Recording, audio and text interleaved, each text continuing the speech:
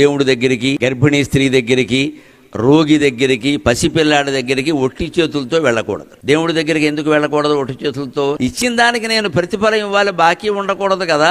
అందుకని వాడు ఇవ్వగలిగింది తులసాకు మాత్రమే, నేను ఇవ్వగలిగింది కోట్లు కదా ఇచ్చాను అంటాడు. అంటే దానికి రద్దు అయిపోయింది. ఎందుకంటే దేవుడికి అహంకారం మమకారాలు ఉండవు, అందుకని పట్టుకెళ్ళమన్నారు. గర్భిణీ స్త్రీ దగ్గరికి వెళ్ళినప్పుడు ఏమైనా పట్టుకెళ్ళమన్నారు. ఎందుకంటే గర్భిణీ స్త్రీల కోరికలు ఏమీ లోకానికి నష్టం కలిగించేవి, ఆవిడ ఆరోగ్యానికి నష్టం కలిగించేవి కాకపోతే వెంటనే తీరు, లేకపోతే ఆ లోపం బిడ్డలో కనపడు. మా అక్కకి మినపసోనం ఇష్టం అని ఓ కేజీ చేయించి పట్టుకెడతాడు. అలా గర్భిణీ స్త్రీ దగ్గరికి వెడితే ఆవిడ కోరికలు సరదాగా ఉంటాయి కూడా తెలుసుకుని పట్టుకెళ్ళమని. అలాగే రోగి దగ్గరికి ఆయన ఏమి బయటికి వెళ్ళి ఏం కొనుక్కోలేడు, ఎందుకని 2 యాపిల్ పళ్ళు పట్టుకెడితే అవే తింటాడు. ఆయన అన్నం తినకూడదు కదా. మరి చిన్న పిల్లాడి దగ్గరికి ఎందుకు పట్టుకెళ్ళమని చెప్పారో తెలుసా? వాడు చాలా తెలివినవాడు. ఏమీ పట్టుకెళ్ళకుండా మనం వెడితే మన సంచి తీసుకుని జిప్పు తీసి వెతికి నాకేం తెచ్చేవాడు అంటాడు. వెంటనే ఆవిడ మొహమాట ముఖ్యమంత్రి వచ్చినా అంతే అడుగుతాడు వాడు. అలా చిన్నపిల్లల చేత అడిగించుకోకుండా మనమే ఇచ్చేస్తే పరువు దక్కుతుంది. ఊరికే శాస్త్రాలు చెప్పారండి.